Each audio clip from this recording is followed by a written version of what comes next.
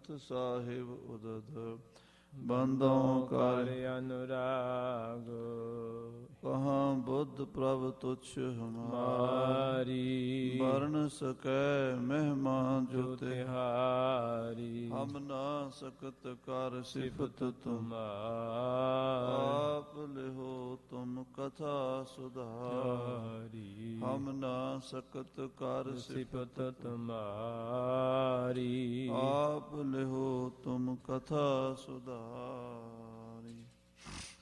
ਸਤਨਾਮ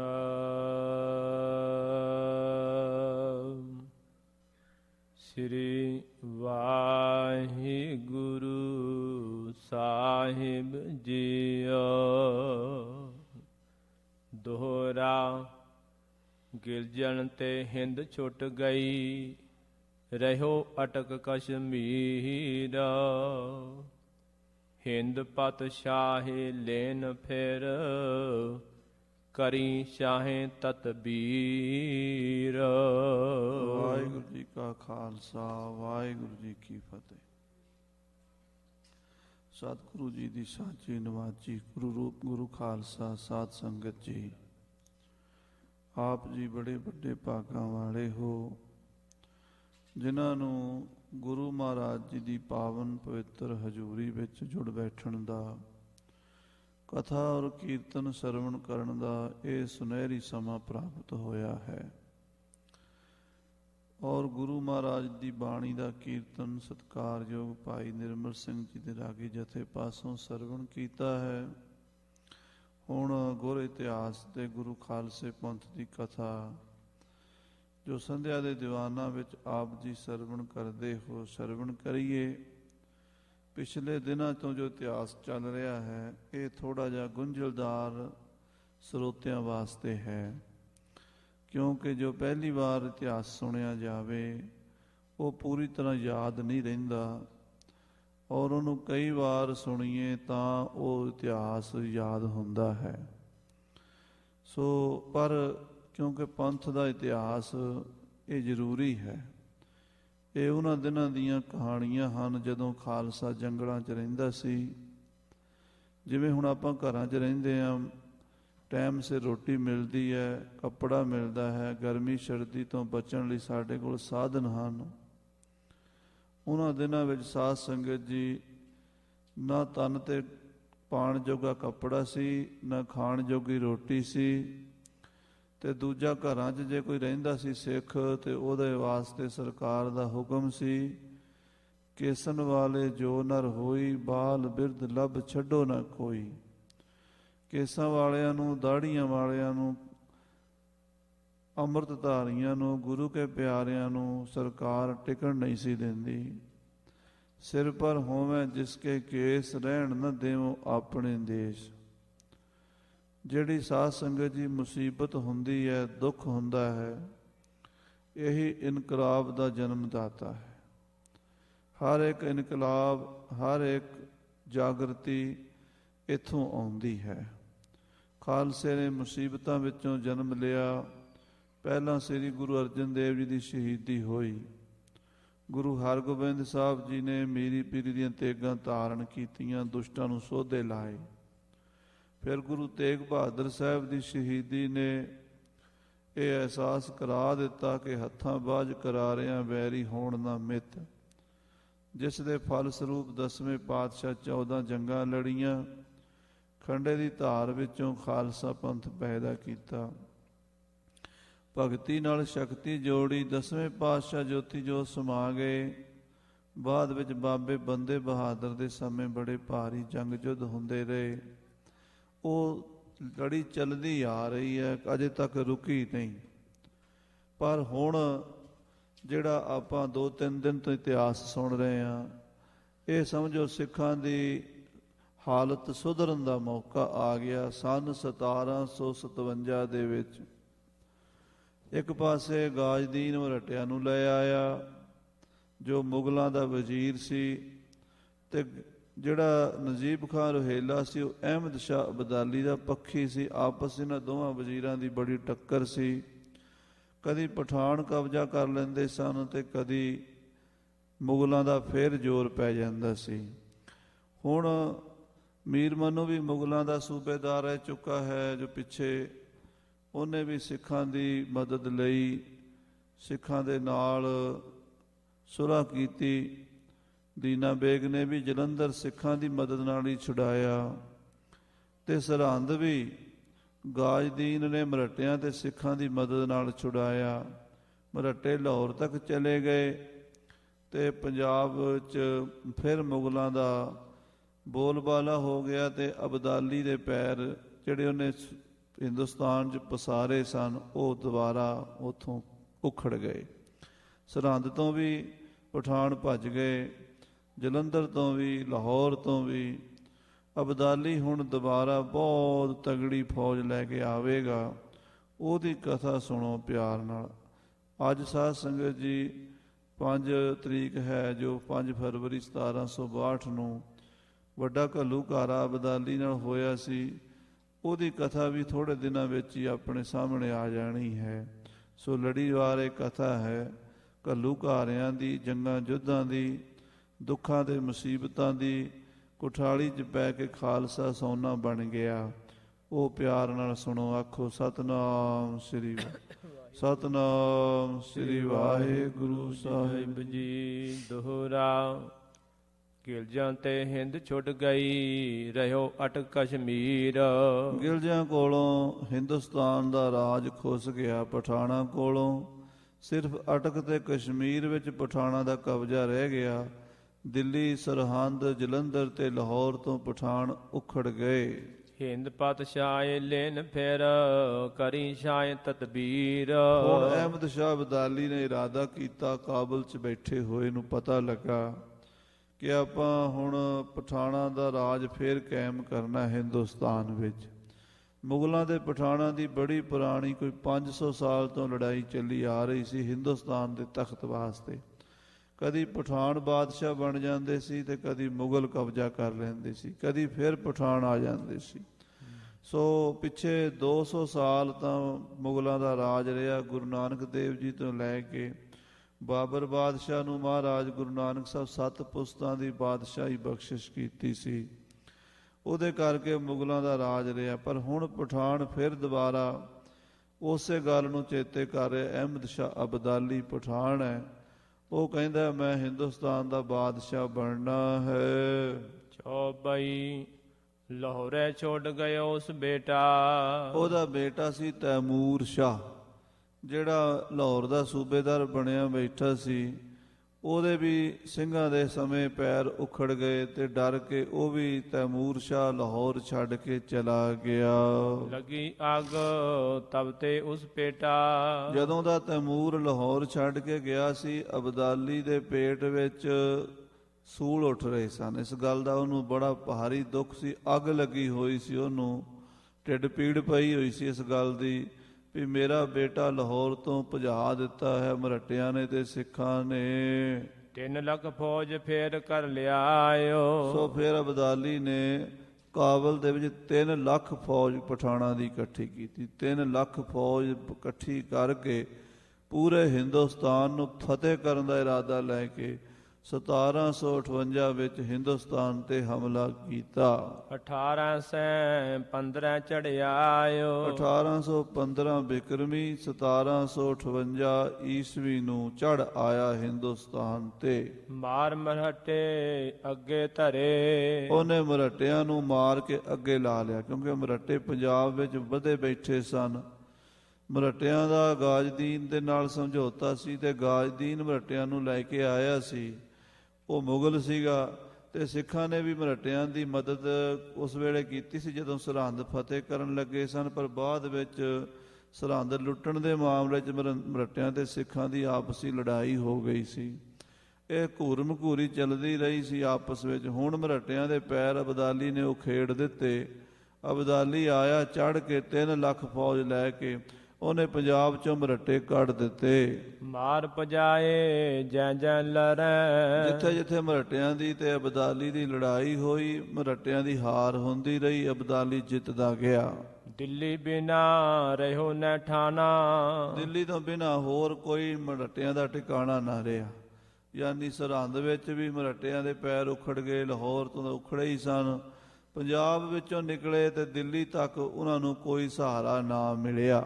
ਚੁਨਕੂ ਜੱਟ ਕੇ ਪਾਸ ਲਕਾਨਾ। ਫਿਰ ਉਸ ਤੋਂ ਪਰਾਂ ਝੁਣਕੂ ਜੱਟ ਜਵਾਹਰ ਮੱਲ ਦਾ ਇਲਾਕਾ, ਭਰਤਪੁਰ ਦਾ ਜਿਹੜਾ ਸਾਧ ਸੰਗਤ ਜੀ ਮਥੁਰਾ ਦਾ ਇਲਾਕਾ ਹੈ, ਉਹਦੇ ਕੋਲ ਜਾ ਕੇ ਪਠਾਣਾਂ ਨੇ ਮਰਾਠਿਆਂ ਨੇ ਸਾਹ ਲਿਆ ਹੈ। ਸਭ ਮੁਸਲਮਾਨੀ ਇਕੱਠੀ ਪਈ। ਹੁਣ ਫਿਰ ਕੀ ਹੋਇਆ, ਮਰਾਠੇ ਹਿੰਦੂ ਸਨ ਤੇ ਮੁਸਲਮਾਨ ਮੁਗਲ ਤੇ ਪਠਾਨ ਇਕੱਠੇ ਹੋ ਗਏ। ਦੇਖੋ ਜਿਹੜੇ ਸਦੀਆਂ ਦੇ ਵੈਰੀ ਸੀਗੇ, ਜਦੋਂ ਉਹਨਾਂ ਨੇ ਦੇਖਿਆ ਵੀ ਆਪਾਂ ਹਿੰਦੂਆਂ ਨੂੰ ਭਜਾ ਦਈਏ, ਪਹਿਲਾਂ ਮੁਸਲਮਾਨ ਆਪਾਂ ਇਕੱਠੇ ਹੋ ਜਾਈਏ, ਫਿਰ ਉਸ ਵੇਲੇ ਇਹਨਾਂ ਨੇ ਮਰਾਠਿਆਂ ਨੂੰ ਭਜਾਉਣ ਵਾਸਤੇ ਆਪਸ ਵਿੱਚ ਸੁਲ੍ਹਾ ਕਰ ਲਈ। ਮੁਗਲ ਪਠਾਨਨ ਇੱਕ ਮਤ ਠਈ। ਮੁਗਲਾਂ ਤੇ ਪਠਾਣਾਂ ਨੇ ਇੱਕ ਮਤ ਕਰ ਲਈ ਕਿ ਆਪਾਂ ਹਿੰਦੂਆਂ ਨੂੰ ਤੇ ਸਿੱਖਾਂ ਨੂੰ ਭਜਾ ਕੇ ਪਹਿਲਾਂ ਮੁਸਲਮਾਨੀ ਰਾਜ ਕਾਇਮ ਕਰੀਏ, ਫਿਰ ਆਪਸ ਵਿੱਚ ਲੜਦੇ ਰਹਾਂਗੇ। ਤੋ ਪਠਾਨ ਮਰਾਠੇ ਬਹੁਤ ਜ਼ਿਆਦਾ ਤਾਕਤ ਫੜ ਚੁੱਕੇ ਸਨ, ਲਗਭਗ 2-2 ਲੱਖ 2.5 ਲੱਖ ਮਰਾਠਾ ਚੜ੍ਹ ਕੇ ਆਉਂਦਾ ਸੀਗਾ। ਅਬਦਾਲੀ ਨੇ ਉਹਨਾਂ ਨੂੰ ਅੱਗੇ ਲਾ ਲਿਆ, ਨਾਲ ਮੁਗਲ ਵੀ ਰਲ ਗਏ। ਮੁਗਲਾਂ ਨੇ ਵੀ, ਹਾਲਾਂਕਿ ਜਦੋਂ ਮੁਗਲਾਂ ਨੂੰ ਲੋੜ ਪੈਂਦੀ ਸੀ ਤਾਂ ਮਰਾਠਿਆਂ ਨੂੰ ਬੁਲਾਉਂਦੇ ਸਨ ਆਪਣੀ ਮਦਦ ਲਈ, ਪਰ ਜਦੋਂ ਮਰਾਠਿਆਂ ਤੇ ਮੁਸੀਬਤ ਪਈ ਤੇ ਮੁਗਲਾਂ ਨੇ ਉਹਦਾ ਸਾਥ ਨਹੀਂ ਦਿੱਤਾ।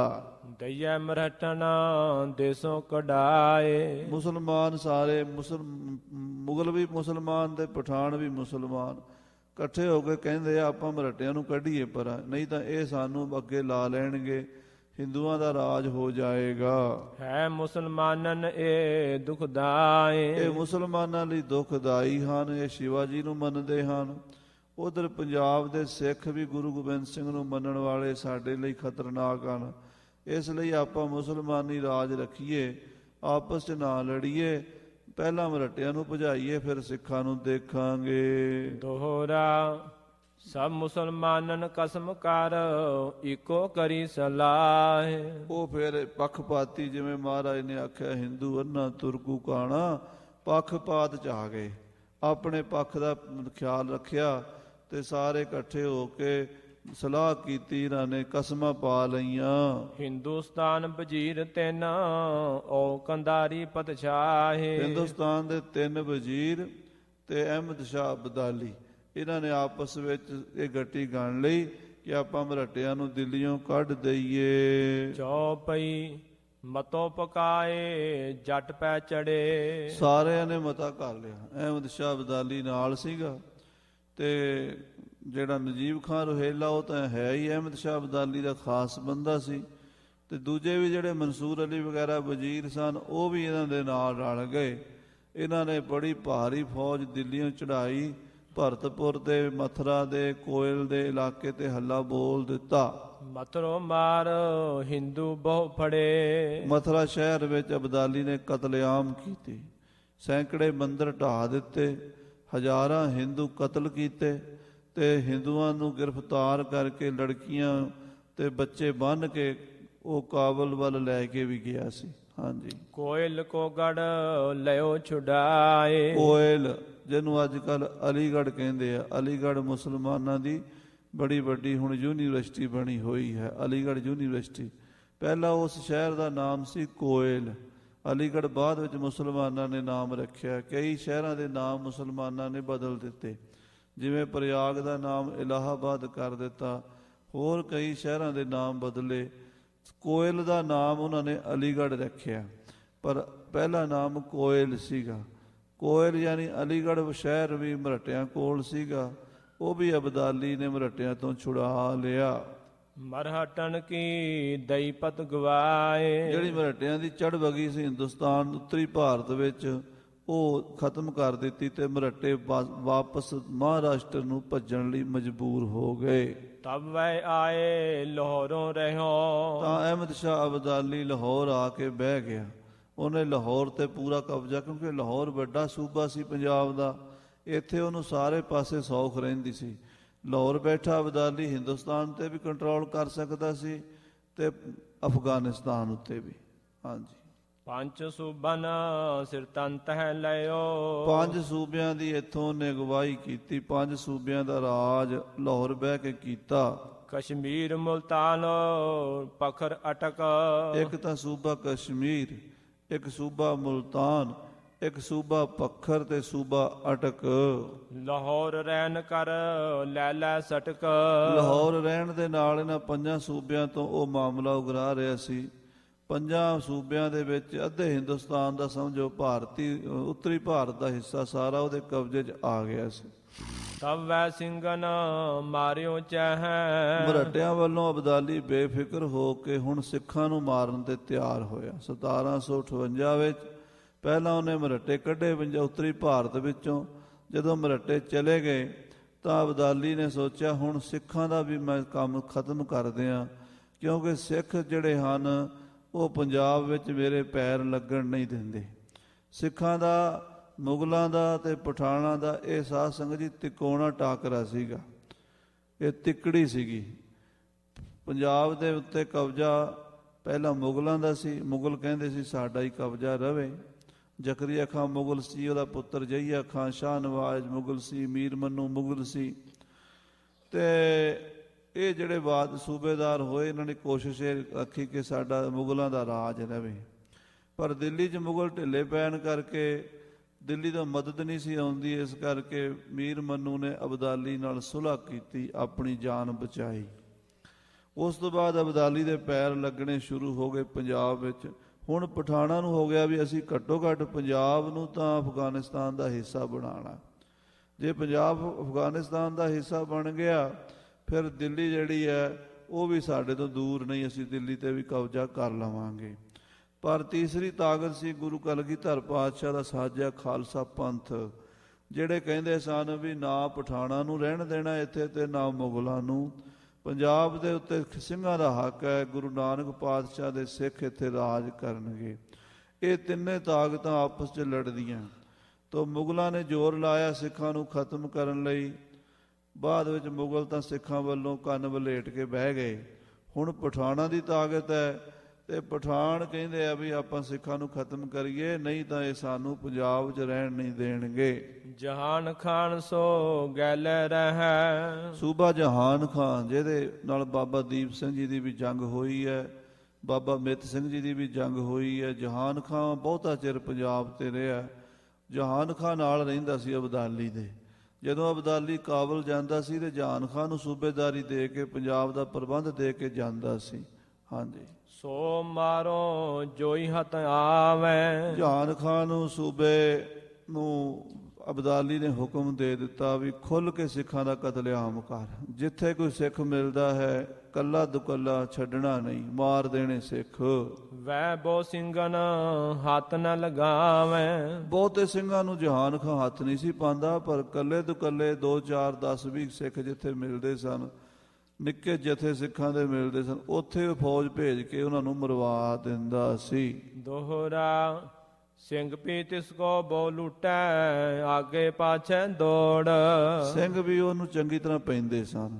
ਅੱਗੇ ਪਿੱਛੇ ਦੌੜ ਕੇ ਜੰਗਲਾਂ ਚੋਂ ਸਿੰਘ ਆਉਂਦੇ ਸਨ। ਜਹਾਨ ਖਾਂ ਦੀਆਂ ਅਬਦਾਲੀ ਦੀਆਂ ਫੌਜਾਂ ਦੇ ਘੋੜੇ ਖੋਹ ਕੇ ਲੈ ਜਾਂਦੇ ਸਨ। ਕਦੀ ਉਹਨਾਂ ਦਾ ਰਾਸ਼ਨ ਪਾਣੀ ਚੁੱਕ ਕੇ ਲੈ ਜਾਂਦੇ ਸਨ।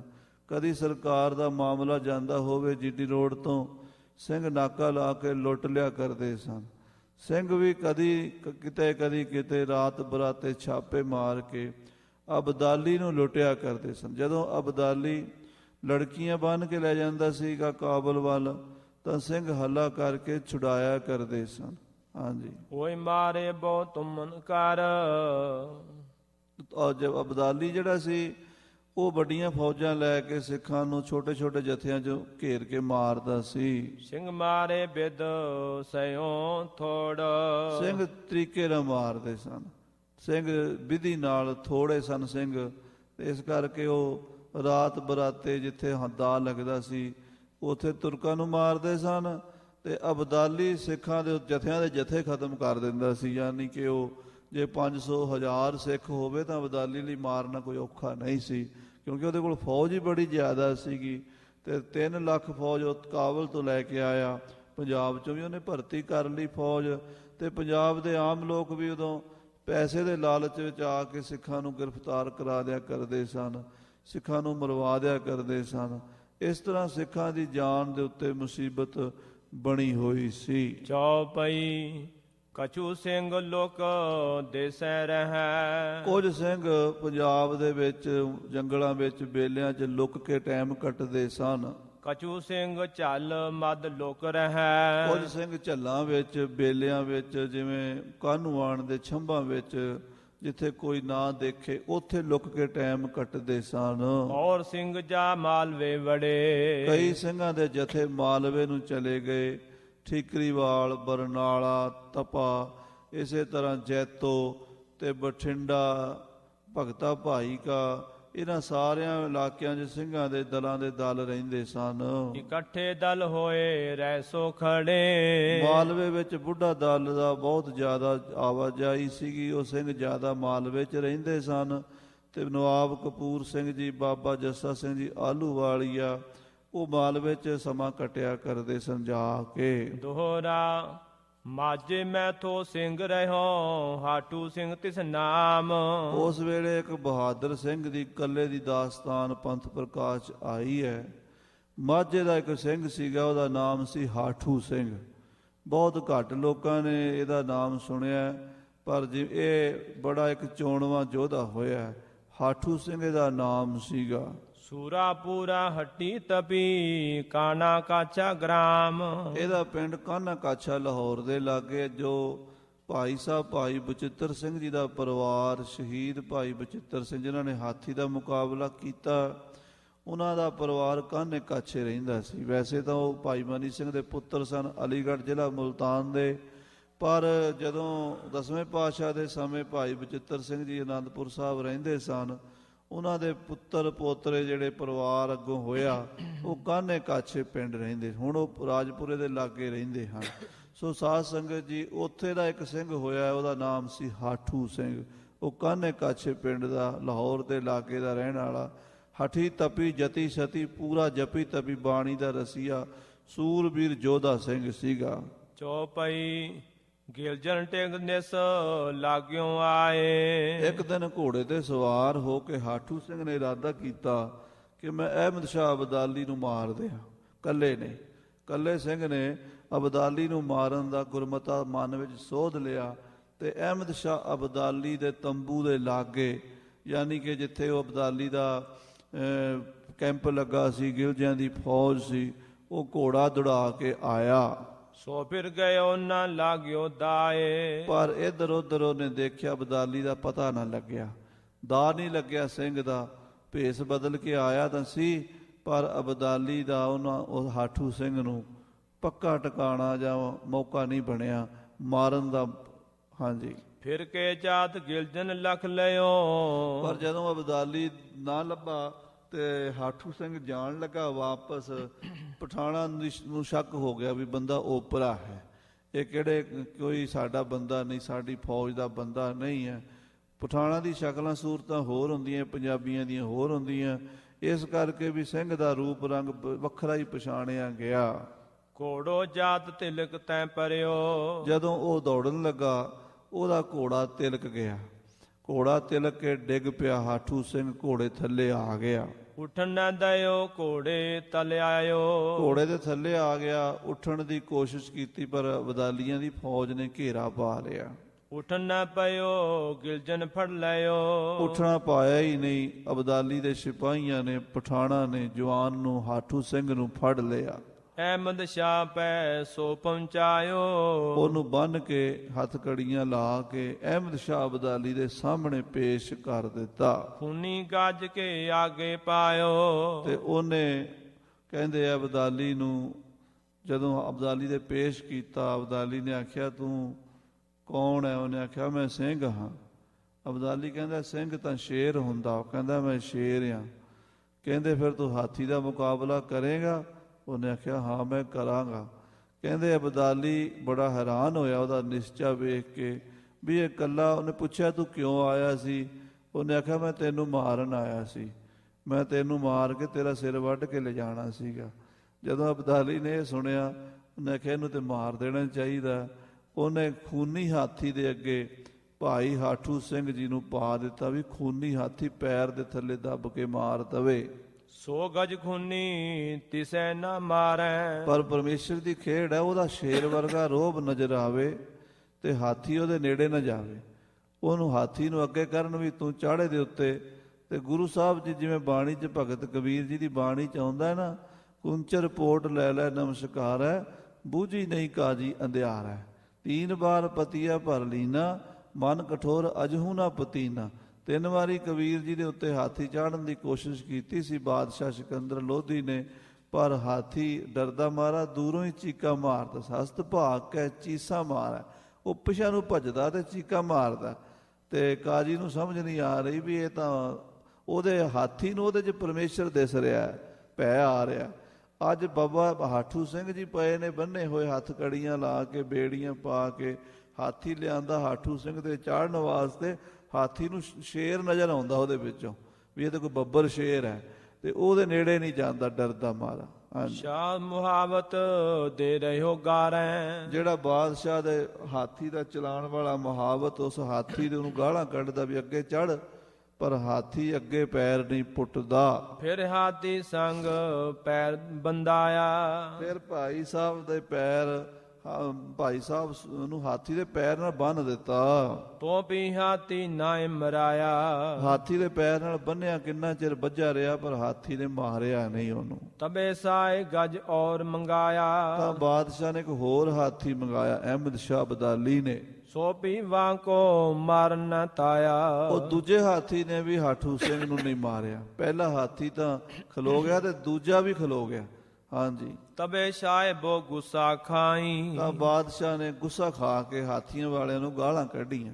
ਦੋਈ ਹਾਥੀ ਟੰਗ ਦੋਈ ਬੰਦਾਈ। ਫਿਰ ਉਹਨਾਂ ਨੇ ਕੀ ਕੀਤਾ, ਭਾਈ ਹਾਠੂ ਸਿੰਘ ਦੀ ਇੱਕ ਲੱਤ ਇੱਕ ਹਾਥੀ ਦੇ ਪੈਰ ਨਾਲ ਬੰਨ੍ਹ ਦਿੱਤੀ ਤੇ ਦੂਜੇ ਹਾਥੀ ਦੇ ਪੈਰ ਨਾਲ ਬੰਨ੍ਹ ਦਿੱਤੀ। ਦੋਹਰਾ ਦੋ ਵਰ ਦੋ ਗਜ ਲਗੇ, ਸਿੰਘ ਮਦੇ ਦਿਓ ਬੰਦਾਏ। ਸਾਧ ਸੰਗਤ ਜੀ, ਦੋ ਪਾਸੇ ਹਾਥੀ ਨੇ, ਇੱਕ ਲੱਤ ਇਸ ਹਾਥੀ ਦੀ ਲੱਤ ਨਾਲ ਬੰਨੀ ਸਿੰਘ ਦੀ, ਦੂਜੀ ਲੱਤ ਇਸ ਹਾਥੀ ਨਾਲ।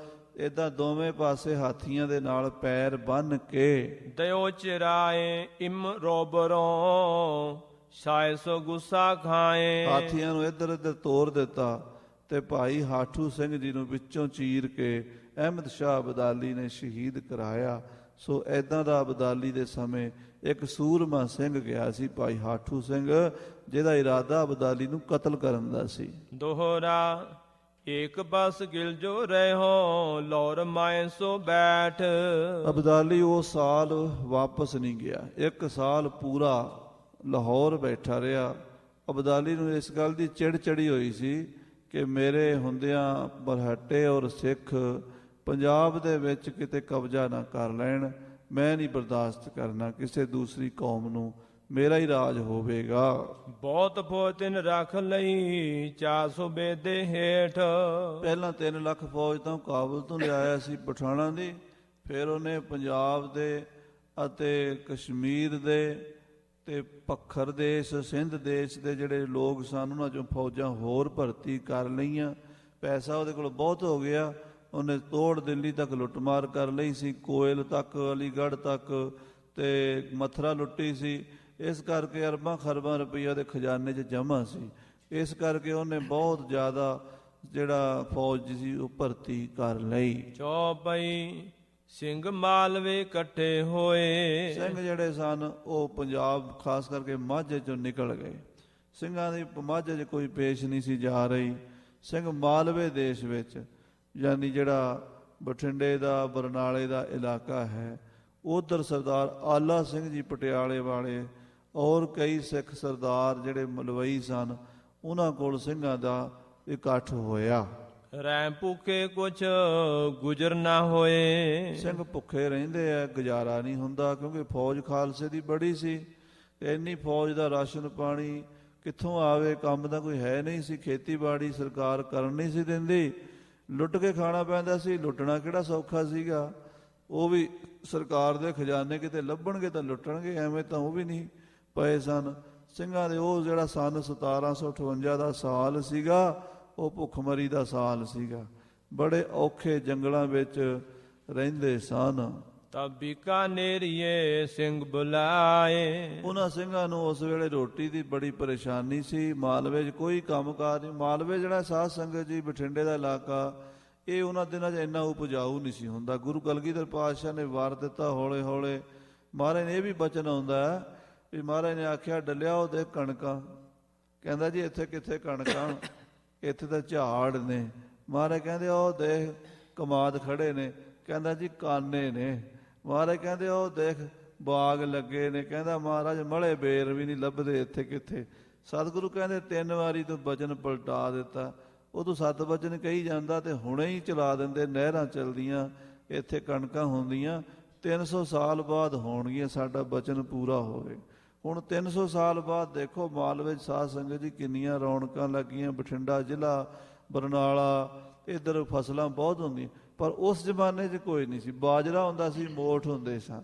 ਅਤੇ ਉਹ ਵਿਚਾਰੇ ਜਿਹੜੇ ਮਲਵਈ ਸਿੱਖ ਸਨ ਉਹ ਤਾਂ ਆਪਣੀ ਰੋਟੀ ਮਸੀਂ ਚਲਾਉਂਦੇ ਸਨ। ਇੰਨੀਆਂ ਹਜ਼ਾਰ ਸਿੱਖਾਂ ਦੀਆਂ ਫੌਜਾਂ, ਕਈ 20-20 ਹਜ਼ਾਰ, 50-50 ਹਜ਼ਾਰ ਬੁੱਢਾ ਦਲ, ਤਰਨਾ ਦਲ ਆ ਜਾਂਦਾ ਸੀ। ਕਿੱਥੋਂ ਰੋਟੀ ਦਿੰਦੇ ਹੋ? ਫਿਰ ਸਿੱਖਾਂ ਨੇ ਸੋਚਿਆ ਵੀ ਕਿਸੇ ਦੀ ਨੌਕਰੀ ਕਰ ਲਈਏ। ਤਾਂ ਜਿਹੜਾ ਸੀ ਨਾ ਬੀਕਾਨੇਰ ਦਾ ਸੂਬ ਰਾਜਾ, ਹਿੰਦੂ ਰਾਜਾ, ਉਹਨੇ ਸਿੰਘਾਂ ਨੂੰ ਸੱਦ ਲਿਆ। ਕਈ ਹਜ਼ਾਰ ਉਹਾਂ ਪਹੁੰਚ ਜਾਏ। ਕਈ ਹਜ਼ਾਰ ਸਿੰਘਾਂ ਦਾ ਦਲ। ਬੀਕਾਨੇਰ ਦੇ ਰਾਜੇ ਨੂੰ ਫੌਜ ਦੀ ਲੋੜ ਸੀ। ਉਹਨੇ ਸਿੰਘਾਂ ਨੂੰ ਆਖਿਆ ਮੇਰੇ ਕੋਲ ਆ ਜਾਓ, ਮੇਰੇ ਕੋਲੋਂ ਮਾਇਆ ਲੈ ਲਓ ਤੇ ਨਾਲੇ ਤੁਸੀਂ ਇੱਥੇ ਆਪਣਾ ਟਾਈਮ ਪਾਸ ਕਰ ਲਓ। ਜੈਸਲਮੇਰ ਪਰ ਦੈ ਚੜਾ। ਬੀਕਾਨੇਰ ਦੇ ਰਾਜੇ ਦੀ ਜੈਸਲਮੇਰ ਦੇ ਰਾਜੇ ਨਾਲ ਲੜਾਈ ਸੀ। ਉਧਰ ਰਾਜਪੂਤਾਂ ਦੀ ਆਪਸ 'ਚ ਕਾਫੀ ਸਮੇਂ ਲੜਾਈ ਚੱਲਦੀ ਰਹਿੰਦੀ ਸੀ। ਫੌਜਾਂ ਰੱਖਣੀਆਂ ਪੈਂਦੀਆਂ ਸਨ। ਸੋ ਬੀਕਾਨੇਰੀਏ ਰਾਜੇ ਨੇ ਸਿੱਖਾਂ ਦੀ ਫੌਜ ਨੂੰ ਜੈਸਲਮੇਰ ਤੇ ਹੱਲਾ ਕਰਨ ਲਈ ਚੜ੍ਹਾ ਦਿੱਤਾ। ਤਿਨ ਕੋ ਕੰਮ ਤਿਨ ਦਇਓ ਬਣਾਏ। ਉਹ ਜਿਹੜੇ ਮਾਲਵੇ 'ਚ ਸਿੰਘ ਬੈਠੇ ਸੀਗੇ ਨਾ, ਕਈ ਮਹੀਨਿਆਂ ਤੋਂ ਔਖੇ ਸਨ ਰੋਟੀ ਪਾਣੀ ਤੋਂ, ਉਹਨਾਂ ਦਾ ਕੰਮ ਬਣ ਗਿਆ। ਉਹਨਾਂ ਨੂੰ ਉੱਥੋਂ ਮਾਇਆ ਮਿਲਣ ਲੱਗ ਪਈ ਸਰਕਾਰੀ ਖਜ਼ਾਨਿਆਂ ਵਿੱਚੋਂ। ਤਬ ਤਿੰਨ ਦਿਨੋਂ ਸਿੰਘ ਹਟਾਏ। ਜਦੋਂ ਕੰਮ ਬਣ ਗਿਆ, ਜੈਸਲਮੇਰ ਦਾ ਮੋਰਚਾ ਫਤਿਹ ਸਿੱਖਾਂ ਨੇ ਕਰਤਾ। ਬੀਕਾਨੇਰੀਏ ਨੇ ਸਿੰਘਾਂ ਨੂੰ ਨੌਕਰੀਆਂ ਜਵਾਬ ਦੇਤਾ। ਯਾਨੀ ਉਹ ਵੀ ਮਤਲਬ ਦਾ 6 ਮਹੀਨੇ ਸਾਲ ਦਾ ਕੰਮ ਜਿਹੜਾ ਸੀਗਾ ਉਹ ਸੋਚਿਆ ਵੀ ਕਰ ਲਓ, ਤੇ ਉਸ ਤੋਂ ਬਾਅਦ ਫਿਰ ਸਿੱਖਾਂ ਨੂੰ ਨੌਕਰੀ ਨੂੰ ਜਵਾਬ ਦੇਤਾ। ਸੋ ਨਾ ਦਇਓ ਜੋ ਆਖੇ ਥਾਏ। ਜਿਹੜੀ ਮਾਇਆ ਕਹੀ ਸੀ, ਸਿੰਘ ਨੌਕਰੀ ਇਦਾਂ ਨਹੀਂ ਸੀ ਕਰਦੇ ਵੀ ਇੱਕ ਸਿਪਾਹੀ ਦੀ ਇੰਨੀ ਤਨਖਾਹ ਹੈ। ਇਦਾਂ ਸਿੱਖ ਤਨਖਾਹ ਨਹੀਂ ਸੀ ਲੈਂਦੇ, ਇਕੱਠਾ ਮਾਮਲਾ ਲੈਂਦੇ ਸੀ ਵੀ ਇੰਨੇ ਲੱਖ ਰੁਪਈਆ ਲਵਾਂਗੇ, ਤੇਰਾ ਕੰਮ ਕਰ ਦਿਆਂਗੇ। ਉਹ ਜਿਹੜਾ ਪੈਸਾ ਉਹਨਾਂ ਨੇ ਕਿਹਾ ਸੀ ਨਾ ਕਈ ਹਜ਼ਾਰਾਂ ਜਾਂ ਲੱਖਾਂ ਵਿੱਚ, ਉਹ ਬੀਕਾਨੇਰੀਏ ਰਾਜੇ ਨੇ ਦਿੱਤਾ ਨਹੀਂ। ਕੁਛ ਸਿੰਘਨ ਕੋ ਪੈਸਾ ਰਹਿਓ। ਉਹ ਸਿੰਘਾਂ ਦਾ ਪੈਸਾ ਰਹਿ ਗਿਆ, ਨਹੀਂ ਦਿੱਤਾ ਬੀਕਾਨੇਰ ਦੇ ਰਾਜੇ ਨੇ। ਸੋ ਪੀ ਨ ਦਇਓ ਜਿਉ ਥੋਂ ਕਹਿਓ। ਉਹ ਜਿਹੜਾ ਕਿਹਾ ਸੀ ਉਹ ਨਹੀਂ ਦਿੱਤਾ। ਜਦੋਂ ਖਾਲਸੇ ਨੂੰ ਫਿਰ ਦਲ ਤਿਸ ਮੁਲਕ ਦਲ ਹੋ ਕੇ ਮਾਰਿਓ। ਫਿਰ ਬਾਬਾ ਜੱਸਾ ਸਿੰਘ ਜੀ ਨੇ ਕਿਹਾ ਵੀ ਇਹਨੂੰ ਲੁੱਟੀਏ ਹੁਣ, ਜਿਹੜਾ ਸਾਡੇ ਨਾਲ ਧੋਖਾ ਕਰਦਾ। ਫਿਰ ਖਾਲਸੇ ਨੇ ਬੀਕਾਨੇਰ ਦੇ ਰਾਜੇ ਦੇ ਇਲਾਕੇ ਵਿੱਚ ਵੀ ਫਿਰ ਲੁੱਟ ਮਾਰ ਸ਼ੁਰੂ ਕਰ ਦਿੱਤੀ। ਖਾਲਸੇ ਨੇ ਆਸ ਕਸ਼ਟ ਸਹਾਰਿਓ। ਸੋ ਇਸ ਤਰ੍ਹਾਂ ਸਿੰਘੋ ਦੇਖੋ ਭਾਈ ਰਤਨ ਸਿੰਘ ਜੀ ਲਿਖਦੇ ਆ ਕਿ 1758 'ਚ ਖਾਲਸੇ ਨੇ ਬੜੀਆਂ ਮੁਸੀਬਤਾਂ ਚੱਲੀਆਂ। ਗੁਰੂ ਗੋਬਿੰਦ ਸਿੰਘ ਜੀ ਦੀ ਜੋਤੀ ਜੋਤ ਸਮਾਉਣ ਤੋਂ 50 ਸਾਲ ਬਾਅਦ, ਕਿਉਂਕਿ 8 ਵਿੱਚ ਮਹਾਰਾਜ ਜੋਤੀ ਜੋਤ ਸਮਾਏ ਹੈ, ਇਹ 58 ਦੀ ਘਟਨਾ ਹੈ। ਉਸ ਸਾਲ ਸਿੱਖਾਂ ਨੇ ਰੋਟੀ ਬੜੀ ਮੁਸ਼ਕਲ ਔਖੀ ਖਾਧੀ। ਜੰਗਲਾਂ ਦੇ ਵਿੱਚ ਰਹਿਣੇ, ਮਾਰੂ ਥਲਾਂ ਦੇ ਵਿੱਚ। ਤੇ ਬੀਕਾਨੇਰ ਤੇ ਤੁਹਾਨੂੰ ਪਤਾ ਹੀ ਹੈ, ਉਧਰ ਗੰਗਾ ਨਗਰ ਬੀਕਾਨੇਰ ਵੱਲ ਉਧਰ ਮਾਰੂ ਥਲ ਹੁੰਦੇ, ਰੇਤਾ ਹੀ ਰੇਤਾ ਹੁੰਦਾ। ਤੇ ਉਹਨਾਂ ਮਾਰੂ ਥਲਾਂ ਵਿੱਚ ਸਿੰਘ ਰਹਿੰਦੇ ਸਨ ਜਾ ਕੇ। ਦੋਹਰਾ ਸਿੰਘਨ ਖਰਸੋ ਨੈ ਤੁਰੇ ਤੋਂ ਖਾਲਸੇ ਕਰੀ ਸਲਾਹ। ਹੁਣ ਖਾਲਸੇ ਦਾ ਖਰਚਾ ਬੰਦ ਹੋ ਗਿਆ। ਜਿਹੜੀ ਬੀਕਾਨੇਰ ਦੇ ਰਾਜੇ ਤੋਂ ਉਮੀਦ ਸੀ ਕਿ ਸਾਨੂੰ ਖਰਚਾ ਦੇਵੇਗਾ, ਉਹ ਵੀ ਗੱਲ ਕੋਈ ਨਾ ਬਣੀ। ਤੇ ਖਰਚੇ ਤੋਂ ਤੰਗ ਆ ਕੇ ਸਿੰਘਾਂ ਨੇ ਗੁਰਮਤਾ ਕੀਤਾ। ਮਾਰੋ ਮੁਲਕ ਕੋਈ ਦੌੜ ਕਰ, ਫਿਰ ਬੈਠ ਮਾਲਵੇ ਖਾਏ। ਵੀ ਕੋਈ ਐਸਾ ਇਲਾਕਾ ਹੋਵੇ ਤਗੜਾ ਜਿੱਥੇ ਸਰਕਾਰ ਦੇ ਖਜ਼ਾਨੇ ਬਹੁਤ ਹੋਣ, ਆਪਾਂ ਉਹ ਲੁੱਟ ਲਈਏ ਤੇ ਮਾਲਵੇ 'ਚ ਬਹਿ ਕੇ ਰੋਟੀ ਖਾਈ ਜਾਵਾਂਗੇ। ਕੋਈ 2-4 ਲੱਖ 10 ਲੱਖ ਰੁਪਈਆ ਕਿਤੋਂ ਮਿਲੇ, ਕਿਉਂਕਿ ਫੌਜ ਥੋੜ੍ਹੀ ਨਹੀਂ ਸੀ। ਸਿੰਘਾਂ ਦੀ ਫੌਜ ਹਜ਼ਾਰਾਂ ਦੀ ਤਾਦਾਦ ਵਿੱਚ। ਹੁਣ ਤੁਸੀਂ ਸੋਚੋ, ਇੱਕ ਟੱਬਰ ਦੀ ਰੋਟੀ ਦਾ ਆਪਾਂ ਨੂੰ ਬੰਦੋਬਸਤ ਕਰਨਾ ਹੋਵੇ, ਕਿੰਨੇ ਪਾਪੜ ਵੇਲਣੇ ਪੈਂਦੇ, ਜਿੰਨੇ ਜੀ ਹੋਣ ਉਹਨਾਂ ਨੂੰ ਕੰਮ ਕਰਨਾ ਪੈਂਦਾ ਤਾਂ ਰੋਟੀ ਖਾਣ ਨੂੰ ਮਿਲਦੀ। ਤੇ ਉੱਥੇ ਦਾ ਸਿੰਘਾਂ ਦਾ ਦਲ ਹੀ ਬੜਾ ਤਗੜਾ ਸੀਗਾ, ਹਜ਼ਾਰਾਂ ਸਿੰਘ ਸਨ, ਨਾਲ ਬੱਚੇ ਵੀ ਸਨ, ਬੀਬੀਆਂ ਵੀ ਸਨ, ਘੋੜਿਆਂ ਦਾ ਵੀ ਖਰਚਾ ਸੀ ਬਹੁਤ। ਇਸ ਕਰਕੇ ਖਾਲਸੇ ਨੇ ਸੋਚਿਆ ਵੀ ਕੋਈ ਮੁਲਕ ਮਾਰੀਏ ਹੁਣ, ਤੇ ਫਿਰ ਮਾਲਵੇ 'ਚ ਬਹਿ ਕੇ ਖਾਵਾਂਗੇ। ਚੌਪਈ ਤਬ ਖਾਲਸੇ ਮਲਵਈ ਬੁਲਾਏ। ਤਾਂ ਬਾਬਾ ਜੱਸਾ ਸਿੰਘ ਜੀ ਅਤੇ ਹੋਰ ਸਿਆਣੇ ਸਿੰਘਾਂ ਨੇ ਮਲਵਈਆਂ ਨਾਲ ਸਲਾਹ ਕੀਤੀ।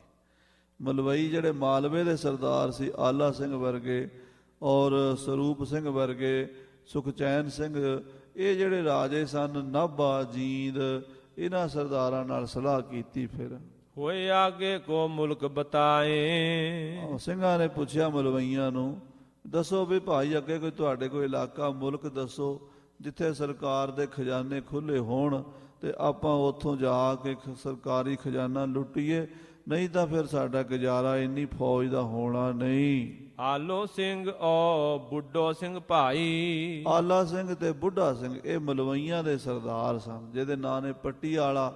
ਆਲੇ ਦੀ ਪੱਟੀ ਆਲਾ ਵਸਿਆ, ਪਹਿਲਾਂ ਬਰਨਾਲੇ ਰਹਿੰਦਾ ਸੀ ਆਲਾ ਸਿੰਘ। ਉੱਥੇ ਦੇ ਚੁੱਲ੍ਹੇ ਵੀ ਸਨ ਜਿੱਥੇ ਲੰਗਰ ਚੱਲਦਾ ਸੀ, ਉੱਥੇ ਖਾਲਸੇ ਨੂੰ ਇਹ ਲੰਗਰ ਛਕਾਉਂਦਾ। ਠੀਕਰੀਵਾਲ ਪਿੰਡ ਵਿੱਚ ਬਾਬਾ ਕਪੂਰ ਸਿੰਘ ਦੇ ਹੱਥੋਂ ਇਹਨੇ ਅੰਮ੍ਰਿਤਪਾਨ ਕੀਤਾ ਸੀ।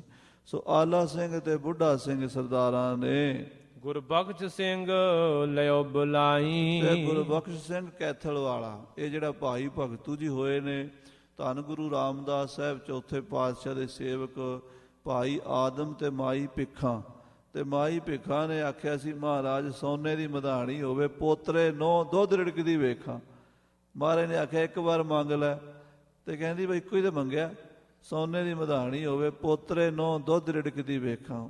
ਉਹਦੇ ਘਰ ਰੋਟੀ ਵੀ ਕੋਈ ਨਹੀਂ ਸੀ, ਗਰੀਬੀ ਬੜੀ ਸੀ, ਸ਼ਰੀਕਾਂ ਨੇ ਘਰੋਂ ਕੱਢਿਆ ਹੋਇਆ ਸੀ, ਤੇ 50 ਸਾਲ ਤੋਂ ਉੱਤੇ ਉਮਰ ਹੋ ਗਈ, ਬੱਚਾ ਕੋਈ ਨਹੀਂ ਸੀ, ਤੇ ਅੱਖਾਂ ਰੋ ਰੋ ਕੇ ਅੰਨੀਆਂ ਹੋ ਗਈਆਂ। ਤੇ ਮਹਾਰਾਜ ਗੁਰੂ ਰਾਮਦਾਸ ਸਾਹਿਬ ਕਹਿੰਦੇ ਇੱਕ ਵਾਰ ਮੰਗ, ਕਹਿੰਦੀ ਜੀ ਇੱਕੋ ਹੀ ਮੰਗਿਆ ਵੀ ਸੋਨੇ ਦੀ ਮਧਾਣੀ ਹੋਵੇ, ਪੋਤਰੇ ਨੋ ਦੁੱਧ ਰਿੜਕਦੀ ਵੇਖਾਂ। ਤੇ ਕਹਿਣ ਲੱਗੇ ਤੂੰ ਤੇ 3 ਵਾਰ ਮੰਗੇ ਨੇ, ਸੋਨੇ ਦੀ ਮਧਾਣੀ ਰਾਜਿਆਂ ਦੇ ਘਰ ਹੁੰਦੀ ਹੈ, ਗਰੀਬਾਂ ਦੇ ਘਰ ਨਹੀਂ। ਤੂੰ ਰਾਜ ਮੰਗਿਆ, ਤੇਰੇ ਕੁੱਲ 'ਚ ਰਾਜ ਹੋਵੇਗਾ। ਫਿਰ ਪੋਤਰੇ ਨੂੰ ਤਾਂ ਹੁੰਦੀ ਹੈ ਜੇ ਪੁੱਤਰ ਜੰਮੇ, ਪੁੱਤਰ ਵੀ ਮੰਗ ਰਿਹਾ, ਔਲਾਦ ਮੰਗ ਲਈ। ਅੱਗੇ ਵੇਖਾਂ, ਅੱਖਾਂ ਤੋਂ ਬਿਨਾਂ ਵੇਖਣਾ ਨਹੀਂ ਹੁੰਦਾ, ਤੇਰੀਆਂ ਅੱਖਾਂ ਗਈਆਂ ਨੇ, ਤੂੰ ਨਜ਼ਰ ਵੀ ਮੰਗ ਲਈ, ਜਾ ਤੇਰੇ ਮਹਾਰਾਜ ਗੁਰੂ ਰਾਮਦਾਸ ਕਹਿੰਦੇ ਇਦਾਂ ਹੀ ਹੋਵੇਗਾ। ਉਹਦੇ ਘਰ ਫਿਰ ਸਾਧ ਸੰਗਤ ਜੀ ਭਾਈ ਭਗਤੂ ਜੀ ਬ੍ਰਹਮ ਗਿਆਨੀ ਪੈਦਾ ਹੋਏ, ਜਿਨ੍ਹਾਂ ਨੇ 4 ਪਾਤਸ਼ਾਹੀਆਂ ਦੀ ਸੇਵਾ ਕੀਤੀ। ਭਗਤੂ ਦਾ ਪੁੱਤਰ ਗੋਰਾ, ਗੋਰੇ ਦਾ ਪੁੱਤਰ ਦਿਆਲਦਾਸ, ਜਿਹੜੇ 10ਵੇਂ ਪਾਤਸ਼ਾਹ ਦੇ ਸਮੇਂ ਅੰਮ੍ਰਿਤ ਛਕਿਆ, ਦਿਆਲ ਸਿੰਘ ਬਣਿਆ। ਉਦੋਂ ਉਹਦੇ ਗਾਂ ਫਿਰ ਅੱਗੋਂ ਭਾਈ ਗੁਰਬਖਸ਼ ਸਿੰਘ ਜੀ, ਲਾਲ ਸਿੰਘ ਜੀ, ਦੇਸੂ ਸਿੰਘ, ਇਹ ਸਾਰੇ ਅਗਾਂਹ ਦੀ ਗਾਂਹ ਹੋਏ। ਤੇ ਮਹਾਰਾਜਾ ਉਦੇ ਸਿੰਘ, ਜਿਹਦੇ ਕੋਲ ਰਹਿ ਕੇ ਭਾਈ ਸੰਤੋਖ ਸਿੰਘ ਜੀ ਨੇ ਇਤਿਹਾਸ ਲਿਖਿਆ, ਸੂਰਜ ਪ੍ਰਕਾਸ਼। ਸੋ ਪਿਆਰਿਓ, ਗੁਰਬਖਸ਼ ਸਿੰਘ ਨੂੰ ਵੀ ਮਲਵਈਆਂ ਨੂੰ, ਕੈਥਲ ਦੇ ਰਾਜੇ ਨੂੰ ਨਾਲ ਲਾ ਲਿਆ। ਤਤ ਖਾਲਸੇ ਨੇ ਬੁੱਢੇ ਦਲ ਤੇ ਤਰਨੇ ਦਲ ਨੇ ਦੋਹਰਾ ਆਗੇ ਕਰੇ ਵਕੀਲ ਇਨ ਜੋਨ ਕੋ ਮਿਲ ਪਾਏ। ਇਹਨਾਂ ਦੇ ਵਕੀਲ ਸਿਆਣੇ ਜਿਹੜੇ ਜੁਬੇਦਾਰ ਬੰਦੇ ਸੀਗੇ, ਉਹਨਾਂ ਨੂੰ ਅੱਗੇ ਕਰ ਲਿਆ। ਇਹ ਜਿਹੜਾ ਕੈਥਲ ਹੈ, ਇਹ ਰਿਆਸਤ ਬਾਂਗਰ ਵਿੱਚ ਹੀ ਹੈ ਨਾ, ਇੱਧਰ ਵਧੇ ਫਿਰ ਸਿੰਘ, ਹਾਂਸੀ, ਹਿਸਾਰ, ਜੀਂਦ, ਕੈਥਲ, ਵੀ ਇਹ ਇਲਾਕਾ ਜਿਹੜਾ ਹੈ ਸਰਕਾਰ ਕੋਲੋਂ ਖੋਈਏ, ਮੁਗਲਾਂ ਕੋਲੋਂ। ਇੱਥੇ ਸਿੰਘਾਂ ਦਾ ਰਾਜ ਬਣ ਜਾਏਗਾ, ਨਾਲੇ ਸਿੰਘਾਂ ਦਾ ਇੱਥੇ ਖਰਚਾ ਪਾਣੀ ਚੱਲੇਗਾ। ਹਾਂਜੀ, ਸਿੰਘਣ ਦੇ ਮਿਲਾਏ ਓਏ ਕਰੇ ਆਪਣੇ ਲੇ ਬਚਾ। ਗੁਰਬਖਸ਼ ਸਿੰਘ ਭਾਈ ਭਗਤੂ ਕੇ ਪਰਿਵਾਰ ਵਿੱਚੋਂ, ਮਹਾਰਾਜਾ ਆਲਾ ਸਿੰਘ ਪਟਿਆਲੇ ਦਾ ਰਾਜਾ, ਤੇ ਇਸੇ ਤਰ੍ਹਾਂ ਸਾਧ ਸੰਗਤ ਜੀ ਸਰਦਾਰ ਬੁੱਢਾ ਸਿੰਘ ਤੇ ਜੀਂਦ ਵਾਲੇ ਰਾਜਿਆਂ ਦੇ ਵੱਡੇ ਜਿੰਨੇ ਸਰਦਾਰ ਇਕੱਠੇ ਮਲਵਈ ਹੋ ਕੇ ਬਰਾੜ, ਤੇ ਉਹ ਸਾਰੇ ਬਾਬਾ ਜੱਸਾ ਸਿੰਘ ਦੇ ਨਾਲ ਤੁਰ ਪਏ। ਇਹਨਾਂ ਦੇ ਵਕੀਲਾਂ ਨੂੰ ਕਹਿਤਾ ਵੀ ਤੁਸੀਂ ਜਾ ਕੇ ਅੱਗੇ ਜਿਹੜੇ ਹਿੰਦੂ ਰਾਜੇ ਨੇ ਉਹਨਾਂ ਨੂੰ ਕਹਿ ਦਿਓ ਵੀ ਜੇ ਤੇ ਭਾਈ ਭਲਮਾਨ ਸੀ ਨਾਲ ਖਰਚਾ ਪਾਣੀ ਦਿੰਦੇ ਹੋ ਤੇ ਠੀਕ ਆ, ਨਹੀਂ ਤੇ ਫੌਜਾਂ ਸਿੰਘਾਂ ਦੀਆਂ ਆ ਰਹੀਆਂ ਨੇ, ਫਿਰ ਸੋਧਾ ਲੱਗੇਗਾ। ਜਿਹੜੇ ਤੇ ਚੰਗੇ ਹੁੰਦੇ ਸੀ, ਸਿਆਣੇ ਹੁੰਦੇ ਸੀ, ਉਹ ਤੇ ਆਪੇ ਹੀ ਰਸਤਾ ਬਸਤਾ ਲੈ ਕੇ ਆ ਕੇ ਖਲੋ ਜਾਂਦੇ ਵੀ ਖਾਲਸਾ ਜੀ ਆਹ ਲਓ ਲੰਗਰ ਪਾਣੀ ਛਕੋ ਤੇ ਆਰਾਮ ਨਾਲ ਸਾਡੇ ਕੋਲ ਰਹੋ ਤੇ ਸਾਨੂੰ ਹੋਰ ਸੇਵਾ ਦੱਸੋ। ਤੇ ਜਿਹੜਾ ਅੜੇ ਸੋ ਝੜੇ, ਸ਼ਰਨ ਪਰੇ ਸੋ ਤਰੇ। ਉਹ ਫਿਰ ਫਾਰਮੂਲਾ ਖਾਲਸੇ ਨੇ ਬਾਂਗਰ ਦੇਸ਼ ਵਿੱਚ, ਜਿਹੜਾ ਅੱਜ ਕੱਲ੍ਹ ਹਰਿਆਣਾ ਦਾ ਇਲਾਕਾ ਆਪਾਂ ਕਹਿੰਦੇ ਕੈਥਲ ਤੋਂ ਲੈ ਕੇ ਜੀਂਦ, ਨਰਵਾਣਾ, ਰੋਹਤਕ, ਇਹਨੂੰ ਬਾਂਗਰ ਦੇਸ਼ ਕਹਿੰਦੇ ਸੀ। ਉਹ ਬਾਂਗਰ ਦੇਸ਼ ਸਿੰਘਾਂ ਨੇ ਫਿਰ ਫਤਿਹ ਕੀਤਾ। ਚੌਪਈ ਕੈਥਲੀਏ ਹੱਥ ਪਾਈ ਮਿਲਾਏ। ਕੈਥਲੀਏ ਜਿਹੜੇ ਸਨ ਉਹ ਭਾਈ ਗੁਰਬਖਸ਼ ਸਿੰਘ ਜੀ ਦੀ ਸ਼ਰਨ ਪੈ ਗਏ। ਕਹਿਣ ਲੱਗੇ ਸਰਦਾਰ ਜੀ ਸਾਨੂੰ ਬਚਾ। ਉਹਨੇ ਕਿਹਾ ਕੋਈ ਗੱਲ ਨਹੀਂ, ਸਿੰਘ ਆਏ ਹੈ ਤੂੰ ਰਸਤਾ ਪਾਣੀ ਦੇ ਦਿਓ, ਘੋੜਿਆਂ ਨੂੰ ਘਾਹ ਪੱਠਾ ਦੇ ਦਿਓ, ਲੰਗਰ ਪਾਣੀ ਦੀ ਰਸਤ ਦੇ ਦਿਓ, ਕਣਕਾਂ ਦੇ ਦਿਓ, ਜੋ ਤੁਹਾਡੀ ਫਸਲ ਹੁੰਦੀ ਉਹਦੇ ਚੋਂ ਹਿੱਸਾ ਦੇ ਦਿਓ, ਤੇ ਸਰਕਾਰ ਤੁਹਾਡੀ ਨੂੰ ਅਸੀਂ ਕੁਝ ਨਹੀਂ ਕਹਿੰਦੇ। ਹਾਂਜੀ। ਆਲੋ ਸਿੰਘ 8 ਖੜੇ ਬਚਾਏ। ਸੋ ਇਸ ਤਰ੍ਹਾਂ ਆਲਾ ਸਿੰਘ ਨੇ 8 ਖੇੜੇ ਜਿਹੜੇ ਸੀ ਬਾਂਗਰ ਦੇ ਬਚਾ ਲਏ ਕਤਲ ਹੋਣ ਤੋਂ। ਆਲਾ ਸਿੰਘ ਜੀ ਇਸ ਪਾਸੇ ਵਾਕ ਵੀ ਬੜੀ ਸੀ। ਹਿੰਦੂ ਜ਼ਿਆਦਾਤਰ ਇੱਧਰ ਚੌਧਰੀ ਹੁੰਦੇ ਸਨ, ਜਾਟ ਜੇ। ਉਹਨਾਂ ਨੂੰ ਆਲਾ ਸਿੰਘ ਨੇ ਕਹਿਤਾ ਵੀ ਜੇ ਭਾਈ ਤੁਸੀਂ ਆਪਣਾ ਬਚਾਅ ਕਰਨਾ, ਸਿੰਘਾਂ ਨੂੰ ਰਸਤਾ ਬਾਣੀ ਦੇ ਦਿਓ, ਸਿੰਘ ਕੁਝ ਨਹੀਂ ਕਹਿਣਗੇ ਤੁਹਾਨੂੰ। ਹਾਂਜੀ। ਮਾਰ ਸਫੀਦੋਂ ਜੀਂਦ ਮਿਲਾਈ। ਫਿਰ ਸਿੰਘਾਂ ਨੂੰ ਸਫੀਦੋਂ 'ਚ ਲੜਾਈ ਕਰਨੀ ਪਈ। ਸਫੀਦੋਂ ਦੇ ਮੁਸਲਮਾਨ ਰਾਠ ਸਿੱਖਾਂ ਨਾਲ ਲੜ ਪਏ। ਸਫੀਦੋਂ ਮਾਰ ਕੇ ਜੀਂਦ ਦੇ ਵਿੱਚ ਮਿਲਾ ਲਈ। ਉੱਥੇ ਤੁਸੀਂ ਕਦੀ ਜੀਂਦ ਜਾਓ ਨਾ ਸਫੀਦੋਂ, ਉੱਥੇ ਮਹਾਰਾਜਾ ਗਜਪਤ ਸਿੰਘ ਜੀ ਦੀ ਸਮਾਧ ਹੈ। ਮਹਾਰਾਜਾ ਗਜਪਤ ਸਿੰਘ ਸ਼ੇਰੇ ਪੰਜਾਬ ਮਹਾਰਾਜਾ ਰਣਜੀਤ ਸਿੰਘ ਦਾ ਨਾਨਾ, ਜੀਂਦ ਦਾ ਰਾਜਾ ਹੋਇਆ। ਉਹਦੀ ਸਮਾਧ ਸਫੀਦੋਂ ਵਿੱਚ ਹੈ। ਉੱਥੇ ਗੁਰਦੁਆਰਾ ਸਾਹਿਬ ਬਣਿਆ ਹੋਇਆ। ਬਾਬਾ ਤਰਲੋਕ ਸਿੰਘ ਜੀ ਨਿਹੰਗ ਸਿੰਘ ਉੱਥੇ ਸੇਵਾ ਕਰਦੇ। ਸੋ ਸਾਧ ਸੰਗਤ ਜੀ, ਇਸੇ ਤਰ੍ਹਾਂ ਹੋਰ ਕਈ ਇਲਾਕੇ ਸਿੰਘਾਂ ਨੇ ਫਤਿਹ ਕਰ ਲਏ। ਮਲਵਈਨ ਹੱਥ ਕਛ ਪੈਸੋਂ ਚੁਕਾਈ। ਮਲਵਈਆਂ ਦਾ ਵੀ ਹੱਥ ਸੌਖਾ ਹੋ ਗਿਆ ਤੇ ਖਾਲਸੇ ਦਾ ਵੀ। ਹਾਂਜੀ। ਦੋਹਰਾ ਦੌੜ ਸੋ ਹਾਂਸੀ ਜਾਨ ਲੁੱਟੀ, ਨਾਰਨੋਲ ਸੀ ਸਾਰੇ ਮਾਰ। ਹਾਂਸੀ ਹਿਸਾਰ ਜਿਹਨੂੰ ਕਹਿੰਦੇ ਆ, ਨਾਰਨੌਲ, ਇਹ ਜਿਹੜਾ ਬਾਂਗਰ ਦਾ ਇਲਾਕਾ ਅੱਜ ਕੱਲ੍ਹ ਹਰਿਆਣੇ ਦੇ ਵਿੱਚ ਸ਼ਹਿਰ ਆਉਂਦੇ, ਨਾਰਨੌਲ ਵੀ, ਹਾਂਸੀ, ਹਿਸਾਰ, ਭਵਾਨੀ, ਇਹ ਸਾਰਾ ਇਲਾਕਾ ਫਿਰ ਸਿੰਘਾਂ ਨੇ ਫਤਿਹ ਕੀਤਾ। ਫਿਰ ਕਾਮਾ ਪਹਾੜੀ ਲੁੱਟ ਕੇ ਟਿਗ ਜੈਪੁਰ ਦੀਨੋ ਸਾ। ਇਸ ਤਰ੍ਹਾਂ ਸਾਧ ਸੰਗਤ ਜੀ, ਪਹਾੜ ਦਾ ਫਿਰ ਜਿਹੜਾ ਇਲਾਕਾ ਕਾਮਾ ਪਹਾੜੀ, ਉਧਰ ਜਿਹੜੀਆਂ ਛੋਟੀਆਂ ਛੋਟੀਆਂ ਪਹਾੜੀਆਂ ਰਾਜਸਥਾਨ 'ਚ, ਉਹ ਫਤਿਹ ਕਰਕੇ ਫਿਰ ਜੈਪੁਰ ਤੱਕ ਸਿੰਘ ਪਹੁੰਚ ਗਏ। ਜੈਪੁਰ ਦਾ ਇਲਾਕਾ ਫਤਿਹ ਕੀਤਾ ਜਾ ਕੇ। ਚੌਪਈ ਤੋ ਜੈਪੁਰੀਏ ਵਕੀਲ ਪਜਾਏ। ਜੈਪੁਰੀਏ ਰਾਜੇ ਨੇ ਵੇਖਿਆ ਸਿੰਘ ਆ ਗਏ, ਬਹੁਤ ਦਲ ਆ ਗਿਆ, ਖਾਲਸੇ ਦਾ ਫੌਜਾਂ ਆ ਗਈਆਂ। ਜੈਪੁਰੀਆ ਰਾਜਾ ਜਿਹੜਾ ਸੀ ਉਹ ਸਿਆਣਾ ਸੀ, ਕੁਝ ਗੁਰੂ ਘਰ ਦੀ ਉਹ ਗੱਲ ਪਹਿਲਾਂ ਤੋਂ ਜਾਣਦਾ ਸੀ। ਸ੍ਰੀ ਗੁਰੂ ਹਰਕ੍ਰਿਸ਼ਨ ਸਾਹਿਬ ਜੀ 8ਵੇਂ ਪਾਤਸ਼ਾਹ ਦਾ ਸੇਵਕ ਰਿਹਾ ਰਾਜਾ ਜੈ ਸਿੰਘ। ਉੱਥੋਂ ਇਹ ਜੈਪੁਰੀਏ ਰਾਜੇ ਗੁਰੂ ਘਰ ਨਾਲ ਜੁੜੇ। 8ਵੇਂ ਪਾਤਸ਼ਾਹ ਜੀ ਮਹਾਰਾਜ ਜਦੋਂ ਦਿੱਲੀ ਬੰਗਲਾ ਸਾਹਿਬ ਆਏ, ਰਾਜਾ ਜੈ ਸਿੰਘ ਦੀ ਬੇਨਤੀ ਤੇ ਹੀ ਆਏ ਸਨ। ਤੇ ਜਦੋਂ ਸਤਿਗੁਰੂ ਆਏ ਸਨ ਤੇ ਰਾਜੇ ਦੇ ਮਨ ਵਿੱਚ ਕਹਿ ਲਓ ਜਾਂ ਰਾਣੀ ਦੇ ਮਨ 'ਚ ਥੋੜਾ ਸ਼ੰਕਾ ਆਇਆ ਵੀ ਉਮਰ ਛੋਟੀ ਹੈ, ਕੋਈ ਸ਼ਕਤੀ ਅਜਮਤ ਹੈ ਜਾਂ ਨਹੀਂ। ਉਹਨਾਂ ਨੇ ਕੀ ਕੀਤਾ ਵੀ ਰਾਣੀ ਜਿਹੜੀ ਸੀ ਉਹ ਤਾਂ ਕੱਪੜੇ ਪਾ ਕੇ ਦਾਸੀਆਂ ਵਾਲੇ ਬੈਠ ਗਈ, ਤੇ ਨੌਕਰਾਣੀਆਂ ਨੂੰ ਰਾਣੀਆਂ ਵਾਲੇ ਕੱਪੜੇ ਪਾ ਕੇ ਉਹ ਬਿਠਾ ਦਿੱਤਾ ਵੀ ਜੇ ਗੁਰੂ ਸਾਹਿਬ। ਰਾਣੀ ਨੇ ਆਪਣੇ ਮਨ 'ਚ ਹੀ ਫੁਰਨਾ ਕੀਤਾ ਵੀ ਜੇ ਅੰਤਰਜਾਮੀ ਹਨ ਤਾਂ ਮੇਰੀ ਗੋਦੀ 'ਚ ਆ ਕੇ ਬੈਠਣਗੇ। ਜਦੋਂ ਸਤਿਗੁਰੂ ਹਰਕ੍ਰਿਸ਼ਨ ਸਾਹਿਬ ਜੀ ਬੰਗਲਾ ਸਾਹਿਬ ਬੰਗਲੇ 'ਚ ਵੜੇ ਤੇ ਹੱਥ ਵਿੱਚ ਛੜੀ ਰੱਖਿਆ ਕਰਦੇ ਸਨ ਸਤਿਗੁਰੂ। ਜਿਹੜੇ ਰਾਣੀਆਂ ਦੇ ਉਹ ਜਿਹੜੀਆਂ ਬੈਠੀਆਂ ਸੀ ਸੋਹਣੇ ਸੋਹਣੇ ਕੱਪੜੇ ਪਾ ਕੇ, ਛੋਟੀਆਂ ਰਾਣੀਆਂ, ਵੱਡੀਆਂ ਰਾਣੀਆਂ, ਉਹ ਸਾਰੀਆਂ ਦੇ ਸਿਰ ਤੇ ਮਹਾਰਾਜ ਛੜੀ ਰੱਖੀ ਜਾਂਦੇ ਆ। ਕਹਿੰਦੇ ਇਹ ਪਟਰਾਣੀ ਨਹੀਂ, ਫਿਰ ਕਹਿੰਦੇ ਇਹ ਵੀ ਪਟਰਾਣੀ ਨਹੀਂ, ਇਹ ਵੀ ਪਟਰਾਣੀ ਨਹੀਂ। ਜਦੋਂ ਉਹ ਪਟਰਾਣੀ ਸਾਦੇ ਜਿਹੇ ਕੱਪੜੇ ਪਾ ਕੇ ਬੈਠੀ ਸੀ, ਉਹਦੀ ਗੋਦੀ 'ਚ ਸਤਿਗੁਰੂ ਜਾ ਕੇ ਬਹਿ, ਕਹਿੰਦੇ ਇਹ ਪਟਰਾਣੀ ਹੈ। ਫਿਰ ਉਹਦਾ ਸ਼ੰਕਾ ਮਿਟਿਆ, ਉਹਨੇ ਚਰਨ ਫੜ ਲਏ, ਨਮਸਕਾਰ ਕੀਤੀ ਗੁਰੂ ਹਰਕ੍ਰਿਸ਼ਨ ਸਾਹਿਬ ਜੀ ਮਹਾਰਾਜ ਨੂੰ। ਕਹਿੰਦੇ ਮਹਾਰਾਜ ਕਿ ਪ੍ਰਸ਼ਾਦਾ ਛਕੋ। ਮਹਾਰਾਜ ਕਹਿੰਦੇ ਪ੍ਰਸ਼ਾਦਾ ਨਹੀਂ ਛਕਣਾ, ਤੁਸੀਂ ਗੁਰੂ ਦੀ ਪ੍ਰੀਖਿਆ ਲਈ ਹੈ, ਸਾਧੂਆਂ ਸੰਤਾਂ ਦੀ ਪ੍ਰੀਖਿਆ ਨਹੀਂ ਲਈ ਦੀ। ਕਹਿੰਦੇ ਸੰਤਨ ਸੇਤੀ ਮਸ਼ਕਰੀਏ ਡੂਬਣਗੇ ਕਾਮ। ਫਿਰ ਰਾਣੀ ਪੈਰੀ ਪੈ ਗਈ। ਰਾਜੇ ਨੇ ਵੀ ਉਚਰਨ ਪੌਲ ਲੈ ਕੇ ਸਿੱਖੀ ਧਾਰਨ ਕੀਤੀ ਰਾਜਾ ਜੈ ਸਿੰਘ ਨੇ। ਫਿਰ ਸਤਿਗੁਰੂ ਦੇ ਬਚਨ ਹੋ ਗਿਆ, ਕਹਿਣ ਲੱਗੇ ਰਾਜਾ ਵੀ ਰਾਣੀ ਨੇ ਪ੍ਰੀਖਿਆ ਲਈ ਹੈ, ਤੁਹਾਡੇ ਘਰ ਰਾਣੀ ਦਾ ਰਾਜ ਰਹੇਗਾ। ਹੁਣ ਤੱਕ ਉੱਥੇ ਉਹਨਾਂ ਦੇ ਪਰਿਵਾਰ ਵਿੱਚ ਰਾਣੀ ਦਾ ਹੀ ਰਾਜ ਰਹਿੰਦਾ ਹੈ। ਹੁਣ ਤੱਕ ਵੀ ਉਹ ਰਾਣੀ ਦੀ ਉੱਥੇ ਚੌਧਰ ਹੁੰਦੀ ਹੈ। ਸੋ ਜਦੋਂ ਰਾਣੀ ਨੂੰ ਪਤਾ ਲੱਗਾ, ਜੈਪੁਰ ਦੀ ਜਿਹੜੀ ਉਸ ਵੇਲੇ ਰਾਣੀ ਸੀ, ਜਦੋਂ ਖਾਲਸਾ ਚੜ੍ਹਿਆ ਤਾਂ ਉਹ ਰਾਣੀ ਨੇ, ਰਾਜਿਆਂ ਨੇ, ਜੈਪੁਰ ਦੇ ਪ੍ਰਬੰਧਕਾਂ ਨੇ ਆਪਣੇ ਵਕੀਲ ਦੌੜਾਏ ਹਨ। ਹਮ ਤੁਮ ਗੁਰ ਕੇ ਸਿੱਖ ਕਹਾਏ। ਸਿੰਘਾਂ ਦੇ ਕੋਲ ਖਬਰ ਭੇਜੀ, ਸਿੰਘੋ ਤੁਸੀਂ ਵੀ ਗੁਰੂ ਕੇ ਸਿੱਖ ਹੋ, ਅਸੀਂ ਵੀ ਗੁਰੂ ਕੇ ਸਿੱਖ। ਸਾਡੇ ਤੇ ਵੀ ਸਤਿਗੁਰੂ ਹਰਿਕ੍ਰਿਸ਼ਨ ਸਾਹਿਬ ਜੀ ਮਹਾਰਾਜ ਦੀ ਬਖਸ਼ਿਸ਼ ਹੈ। ਸੋ ਆਪਾਂ ਭਾਈ ਭਾਈ ਹਾਂ, ਅਸੀਂ ਆਪਸ 'ਚ ਨਹੀਂ ਲੜਨਾ। ਤੁਸੀਂ ਆਏ ਹੋ ਜੀ ਆਇਆਂ ਨੂੰ, ਸਾਨੂੰ ਕੋਈ ਸੇਵਾ ਦੱਸੋ।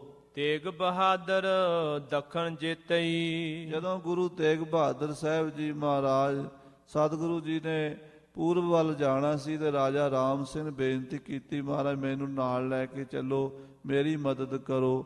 ਉਦੋਂ ਸਤਿਗੁਰਾਂ ਨੇ ਮੋਰਚਾ ਫਤਿਹ ਕਰਾਇਆ ਸੀ। ਤਬ ਰਾਜੇ ਹਮ ਸ਼ਰਨੈ ਲਈ। ਰਾਜੇ ਨੇ ਸ਼ਰਨ ਲਈ ਸੀ ਸਤਿਗੁਰੂ ਜੀ ਦੀ, ਗੁਰੂ ਤੇਗ ਬਹਾਦਰ ਸਾਹਿਬ ਜੀ ਦੀ, ਕਿਉਂਕਿ ਉਧਰ ਪੂਰਬ ਦੇ ਵਿੱਚ ਸਾਧ ਸੰਗਤ ਜੀ ਕਾਮਰੂਪ ਦੇ, ਜਿਹਨੂੰ ਆਸਾਮ ਕਹਿੰਦੇ ਹਨ, ਉੱਥੋਂ ਦੇ ਰਾਜੇ ਟੈਕਸ ਨਹੀਂ ਸੰਤਾਰਿਆ ਕਰਦੇ ਤੇ ਕਈ ਸਦੀਆਂ ਤੋਂ ਉਹਨਾਂ ਦੀ ਮੁਗਲਾਂ ਨਾਲ ਲੜਾਈ ਚੱਲਦੀ ਸੀ। ਅਕਬਰ ਦੇ ਸਮੇਂ ਰਾਜਾ ਮਾਨ ਸਿੰਘ ਉਧਰ ਗਿਆ ਸੀਗਾ ਤੇ ਰਾਜੇ ਮਾਨ ਸਿੰਘ ਨੂੰ ਉਧਰ ਦੇ ਰਾਜਿਆਂ ਨੇ ਜਾਦੂਆਂ ਨਾਲ ਪਾਗਲ ਕਰਕੇ, ਜਾਦੂਗਰਨੀਆਂ ਨੇ ਉਹਦਾ ਦਿਮਾਗ ਖਰਾਬ ਕਰ ਦਿੱਤਾ ਤੇ ਉਹ ਦਰਿਆ ਬ੍ਰਹਮਪੁੱਤਰ ਦੇ ਕਿਨਾਰੇ ਤੇ ਝੱਲਿਆਂ ਦੀ ਤਰ੍ਹਾਂ ਪਛਦਾਈ ਹੋ ਕੇ ਮਰ ਗਿਆ।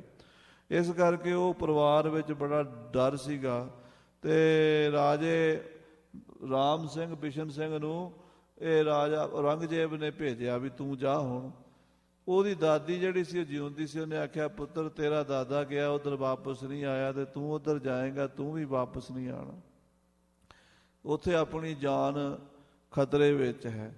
ਉਹ ਕਹਿਣ ਲੱਗਾ ਮਾਂ ਫਿਰ ਕਿਸ ਤਰ੍ਹਾਂ ਕਰੀਏ, ਹੁਣ ਜਾਣਾ ਪੈਣਾ, ਜੇ ਨਹੀਂ ਜਾਂਦਾ ਤਾਂ ਔਰੰਗਜ਼ੇਬ ਇੱਥੇ ਮਾਰ ਦੇਵੇਗਾ, ਇੱਥੇ ਵੀ ਮੌਤ ਹੈ ਉੱਥੇ ਵੀ ਮੌਤ ਹੈ, ਜਾਦੂਗਰ ਉੱਥੇ ਮਾਰ ਦੇਣਗੇ, ਇੱਥੇ ਔਰੰਗਜ਼ੇਬ ਮਾਰ ਦੇਗਾ।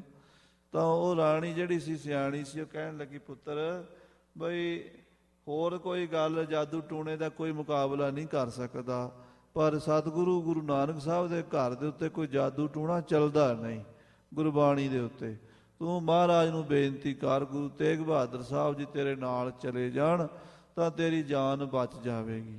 ਸੋ ਸਨ 1665 ਵਿੱਚ ਜਦੋਂ ਮਹਾਰਾਜ ਪੰਜਵੇਂ ਗੁਰੂ ਨੌਵੇਂ ਪਾਤਸ਼ਾਹ ਜੀ ਰਾਜੇ ਰਾਮ ਸਿੰਘ ਦੇ ਨਾਲ, ਜਿਹਨੂੰ ਬਿਸ਼ਨ ਸਿੰਘ ਕਰਕੇ ਵੀ ਲਿਖਿਆ ਇਤਿਹਾਸ ਵਿੱਚ, ਸਤਿਗੁਰੂ ਜੀ ਨਾਲ ਗਏ ਸਨ ਤੇ ਜਾ ਕੇ ਆਪਣਾ ਪਰਿਵਾਰ ਪਟਨੇ ਸਾਹਿਬ ਛੱਡ ਗਏ, ਜਿੱਥੇ 10ਵੇਂ ਪਾਤਸ਼ਾਹ ਦਾ ਅਵਤਾਰ ਹੋਇਆ। ਆਪ ਬ੍ਰਹਮਪੁੱਤਰ ਦਰਿਆ ਦੇ ਕਿਨਾਰੇ, ਜਿੱਥੇ ਅੱਜ ਕੱਲ੍ਹ ਗੁਰਦੁਆਰਾ ਧੂਬੜੀ ਸਾਹਿਬ ਹੈ, ਉਹ ਸ਼ਹਿਰ ਦਾ ਨਾਮ ਹੀ ਧੂਬੜੀ ਹੈ। ਧੋਬਣ ਨੇ ਬੜਾ ਭਾਰੀ ਪੱਥਰ ਜਾਦੂ ਨਾਲ ਸੁੱਟਿਆ, ਜਿਹੜਾ ਗੁਰੂ ਸਾਹਿਬ ਜੀ ਮਹਾਰਾਜ ਨੇ ਆਪਣੀ ਸ਼ਕਤੀ ਨਾਲ ਉੱਥੇ ਰੋਕਿਆ। ਹੁਣ ਉੱਥੇ ਉਹ ਪੱਥਰ ਗੱਡਿਆ ਹੋਇਆ ਜ਼ਮੀਨ 'ਚ, ਰਾਜੇ ਦੀ ਫੌਜ ਦਾ ਕੋਈ ਨੁਕਸਾਨ ਨਹੀਂ ਹੋਇਆ। ਫਿਰ ਉਹ ਕਾਮਰੂਪ ਦਾ ਰਾਜਾ ਵੀ ਗੁਰੂ ਸਾਹਿਬ ਦੀ ਸ਼ਰਨ ਪੈ ਗਿਆ ਤੇ ਗੁਰੂ ਸਾਹਿਬ ਨੇ ਦੋਵਾਂ ਰਾਜਿਆਂ ਦੀ ਉੱਥੇ ਸੁਲ੍ਹਾ ਕਰਾਈ ਤੇ ਉੱਥੇ ਹੀ ਉਹ ਰਾਜੇ ਨੇ ਬੇਨਤੀ ਕੀਤੀ, ਮਹਾਰਾਜ ਮੇਰੇ ਘਰ ਬੱਚਾ ਨਹੀਂ ਹੁੰਦਾ, ਪੁੱਤਰ ਨਹੀਂ ਹੁੰਦਾ, ਕਿਰਪਾ ਕਰੋ। ਗੁਰੂ ਤੇਗ ਬਹਾਦਰ ਸਾਹਿਬ ਬੈਠੇ ਹੀ ਆਪਣੇ ਹੱਥ ਦੀ ਛਾਪ ਜਿਹੜੀ ਉਹਦੇ ਪੱਟ ਦੇ ਉੱਤੇ ਲਾ ਕੇ ਬਚਨ ਕਰ ਦਿੱਤਾ ਕਿ ਤੇਰਾ ਪੁੱਤਰ ਹੋਵੇਗਾ, ਉਹਦੇ ਮੱਥੇ ਦੇ ਛਾਪ ਦਾ ਨਿਸ਼ਾਨ ਹੋਵੇਗਾ। ਸੋ ਉਹ ਰਾਜੇ ਦਾ ਪੁੱਤਰ ਰਤਨ ਰਾਏ ਜੰਮਿਆ ਸੀ, ਜਿਹਨੇ ਪ੍ਰਸ਼ਾਦੀ ਹਾਥੀ 5 ਕਲਾ ਸ਼ਸਤਰ ਸ੍ਰੀ ਗੁਰੂ ਗੋਬਿੰਦ ਸਿੰਘ ਸਾਹਿਬ ਜੀ ਨੂੰ ਆ ਕੇ ਭੇਟਾ ਕੀਤੇ ਸਨ। ਉਹ ਗੱਲ ਨੂੰ ਰਾਣੀ ਯਾਦ ਕਰ ਰਹੀ ਹੈ, ਕਹਿੰਦੀ ਵੀ ਸਾਡੇ ਵੱਡਿਆਂ ਨੇ ਵੀ ਗੁਰੂ ਤੇਗ ਬਹਾਦਰ ਸਾਹਿਬ ਦੀ ਸਹਾਇਤਾ ਨਾਲ ਉਹ ਕਾਮਰੂਪ ਦੇਸ਼ ਵੱਲ ਫਤਿਹ ਪਾਈ ਸੀ। ਗੁਰੂ ਹਰਿਕ੍ਰਿਸ਼ਨ ਸਾਹਿਬ ਜੀ ਸਾਡੇ ਘਰ ਰਹੇ ਸਨ, ਇਸ ਕਰਕੇ ਉਹ ਰਾਣੀ ਜਿਹੜੀ ਹੁਣ ਹੈ ਉਹ ਕਹਿੰਦੀ ਸਿੰਘੋ ਤੁਸੀਂ ਸਾਡੇ ਭਰਾ ਹੋ, ਤੁਸੀਂ ਗੁਰੂ ਦੇ ਸਿੱਖ ਹੋ, ਅਸੀਂ ਵੀ ਗੁਰੂ ਦੇ ਸਿੱਖ ਹਾਂ।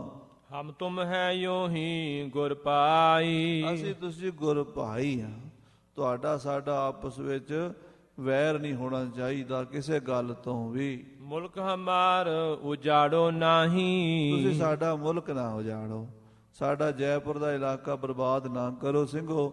ਰਾਸ਼ਨ ਪਾਣੀ ਜਿਹੜਾ ਤੁਹਾਨੂੰ ਚਾਹੀਦਾ ਹੈ ਉਹ ਅਸੀਂ ਨਜ਼ਰਾਨਾ ਭੇਟਾ ਕਰਾਂਗੇ। ਕਈ ਲੱਖ ਰੁਪਈਆ ਰਾਣੀ ਨੇ ਬਾਬਾ ਜੱਸਾ ਸਿੰਘ ਜੀ ਨੂੰ ਭੇਟਾ ਕੀਤਾ। ਤੋ ਸਿੰਘਾਂ ਨੇ ਮੋੜਾ ਲਾਇਆ। ਤਾਂ ਸਿੰਘਾਂ ਨੇ ਉੱਥੋਂ ਮੋੜਾ ਪਾ ਲਿਆ। ਸਿੰਘਾਂ ਨੇ ਆਖਿਆ ਠੀਕ ਹੈ, ਜੇ ਇਸ ਤਰ੍ਹਾਂ ਇਹ ਰਾਣੀ ਗੁਰੂ ਘਰ ਨੂੰ ਮੰਨਣ ਵਾਲੀ ਹੈ ਤੇ ਇਹਨਾਂ ਦਾ ਅਸੀਂ ਨੁਕਸਾਨ ਨਹੀਂ ਕਰਨਾ। ਤੇ ਉਹਨਾਂ ਨੇ ਨਜ਼ਰਾਨੇ ਦੇ ਦਿੱਤੇ। ਗੱਲ ਤਾਂ ਨਜ਼ਰਾਨੇ ਦੀ ਸੀ ਤੇ ਸਿੰਘਾਂ ਨੇ ਉੱਥੇ ਜੈਪੁਰ ਦੇ ਇਲਾਕੇ 'ਚ ਕੋਈ ਬਰਬਾਦੀ ਨਹੀਂ ਕੀਤੀ, ਕੋਈ ਨੁਕਸਾਨ ਨਹੀਂ ਕੀਤਾ, ਪ੍ਰੇਮ ਨਾਲ ਹੀ ਉੱਥੋਂ ਵਾਪਸ ਪਰਤ ਪਏ। ਜਮਨਾ ਢਿੱਗ ਆਏ ਡੇਰਾ ਪਾਇਆ। ਫਿਰ ਸਾਧ ਸੰਗਤ ਜੀ ਜਮਨਾ ਦੇ ਕੋਲ ਆਏ, ਜਿੱਥੇ ਬਾਬਾ ਮਿੱਤ ਸਿੰਘ ਜੀ 10,000 ਸਿੰਘਾਂ ਦੇ ਸਮੇਤ ਜਮਨਾ ਟੱਪ ਕੇ ਗੁਰਹੇਲੇ ਦਾ ਇਲਾਕਾ ਨਜੀਬ ਖਾਂ ਦਾ ਉਹ ਬੁਰੀ ਤਰ੍ਹਾਂ ਲੁੱਟਿਆ। ਰੋਹੇਲਿਆ ਬਹੁਤ ਜ਼ੁਲਮ ਕਰਦਾ ਸੀ, ਪਠਾਨ ਸੀਗਾ, ਹਿੰਦੂਆਂ ਦੀਆਂ ਬਹੁਆਂ ਬੇਟੀਆਂ ਦੀ ਬੇਅਦਬੀ ਕਰਦਾ ਸੀ। ਉਹਨੂੰ ਸੋਧਾ ਲਾ ਕੇ ਚੁੱਕ ਕੇ ਸੁੱਧ ਤੇ ਉਹ ਇਲਾਕਾ ਫਤਿਹ ਕੀਤਾ। ਪਰ ਉੱਥੇ ਅਬਦਾਲੀ ਦੀ ਫੌਜ ਇੱਕਦਮ ਜ਼ਿਆਦਾ ਆਉਣ ਕਰਕੇ ਉਹ ਸਿੰਘ ਸ਼ਹੀਦੀਆਂ ਪਾ ਗਏ। ਉਹ ਕਥਾ ਕੱਲ੍ਹ ਨੂੰ ਆਪਾਂ ਸਰਵਣ ਕਰਾਂਗੇ। ਬਾਬਾ ਮਿੱਤ ਸਿੰਘ ਜੀ ਸ਼ਹੀਦ ਜੀ, ਭੁੱਲਾਂ ਚੁੱਕਾਂ ਦੀ ਖਿਮਾ। ਹੇ ਗੋਬਿੰਦ, ਹੇ ਗੋਪਾਲ, ਹੇ ਦਿਆਲ ਲਾਲ। ਨਾਥ ਨਾ ਸਖੇ ਦੀਨ ਦਰਦ ਨਿਵਾਰ। ਸਮਰਾਥ ਅਗੰਮ ਪੂਰਨ ਮੋਏ ਮਾਇਆ ਧਾਰ। ਮਹਾ ਪਿਆਨ ਨਾਨਕ ਪਾਰ ਉਤਾਰ। ਪ੍ਰਭ